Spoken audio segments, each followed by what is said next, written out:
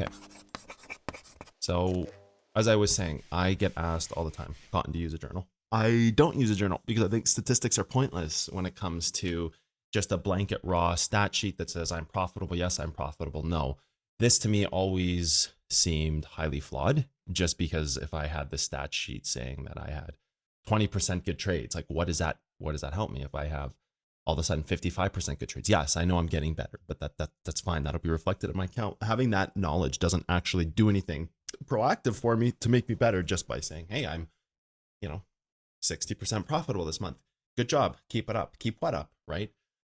So something I do is I create a journal in trading. And I did this way back when I was first learning. And I almost like think of it as 40 pages in a journal. And every single page, each one of those pages is its own topic. So page 1 might be ranges, page 2 might be hold levels, page 3 might be break levels, page 4 might be reverse levels, page 5 might be floats, and etc. And the goal is to create as many pages as possible and to have a book of 40 things and to create kind of these 40 pages. Now inside of each of those pages, you would then record stats on those specific things. So if I went on the charts and I was going to buy a hold level, I would define which hold level makes the most sense now. So even if I was doing this right now, I would be like, my time frames, and I'd say, okay, you got a 4 hour here, and that's tested. So you're going to be on this one next, and that's tested. So maybe it'd be here next. So we got kind of like one little scenario of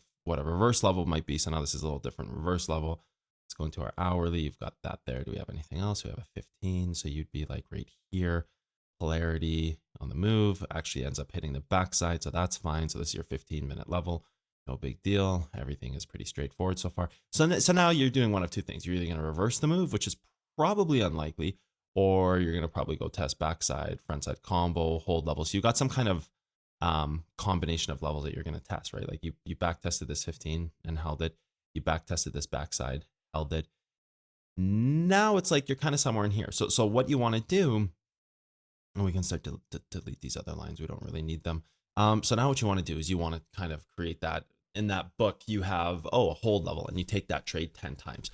So what you do is you create 40 different pages, 40 different things. If I was going to buy the origin level, I would be looking at it and I'd be like, okay, here's the origin level. This is the one I'm going to buy, right? So you have to kind of make a choice between what you're going to buy on these charts. But also, if you're deciding the origin level, you have to say like, okay, here's one trade on the origin level. Let's take it. What was our outcome? Here's one trade on the hold levels. Let's take it. What was our outcome?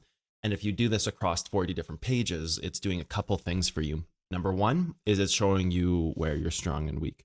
So from an educational standpoint, it's showing you would separate these into two piles, by the way, when you're done, pile A and pile B. So you've got all these 40 different types of things you're buying, from range trends to legacy trends to local, interior, global, everything, right? Like every single type. And you'd separate them into two piles. The pile of statistics that had good trades, like above 50%, and bad trades below 50%. So you're left with two piles.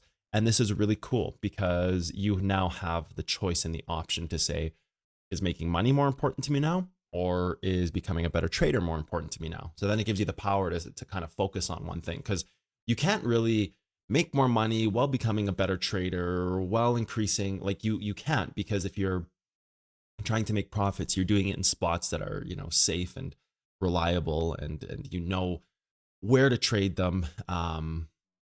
Yeah, just to touch on this, I think I would go a little, maybe 416 here. What's the difference in price? 423, 416. So the gap is too big. Maybe just go for the body of the move and not this backside. You just go for the body of the move. Right down here. We'll leave both of them on, but that's fine. You'd go for the body here, not the backside.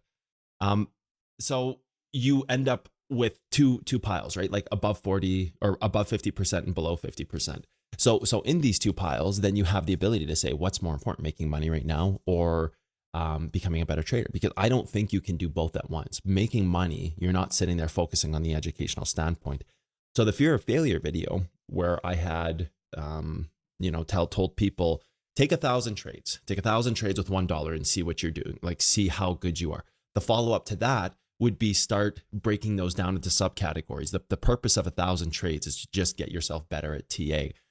Now you need to take that a step further and say, where do I make my improvements, right? Like, am I able to go and make a certain amount of money right now? And that's the most important to me. Yes.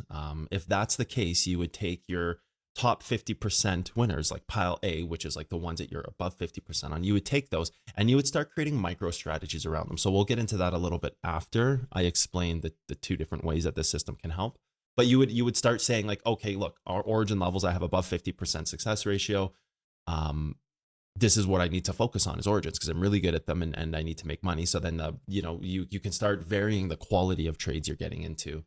On the other side of it, where you're saying where your priority isn't, hey, I need to make money. It's, oh, I actually want to become a better trader. Then you can take your pile of losers, the other pile, the neglected pile, and say, okay, these are the things I need to study because, like, look, floating levels, I was 1 in 10. I only had one successful trade out of 10. So my success rate is 90%. So, like, I should never be playing float levels when I'm charting. And I actually need to learn more about them and then redo the sample of 10 trades. So then you would go and you take that and you'd pick one topic and you'd say, oh, float levels. Let me learn about float levels and take my 10 trades on floating levels again. So this kind of creates like a really cool thing where it kind of gives you the power to say, do I want to make money? If so, yes, this is the pile I use. Do I want to get better as a trader? If so, yes, I use the other pile, right? So it's really cool because then you have like this journal. People think of trading journals and they just, like, oh, this month I'm 30% profitable, and next month I'm 40. But like, how does this help make you better in any way? Because you don't know where or like what's causing this result. You don't know how you're getting to that point. You don't know if you're gonna just plateau at 40.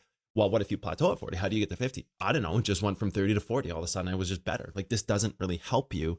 So it can't help you become a better trader, and it can't make you more profitable. Rather, it's kind of just this glorified pat on the back saying, hey, I'm getting better. But this should be the result we expect over time, is to go up, even if it's 30%, and then the next month is 31, and then 3 months later it's 32, and then 33. At least we're moving in the correct direction.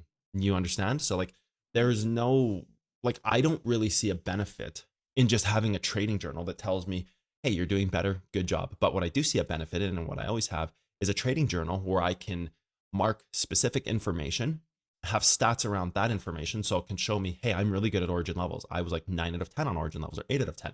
I should be like playing my origin levels constantly. So that's like kind of the overview of the approach of like how and why I would use a journal to make myself better, which is the follow up, which is kind of the stage you're in right now. It's kind of that stage where you've been doing this for a while now, and it's time to start really cracking down. You've got your whole entire knowledge base well rounded. You understand things.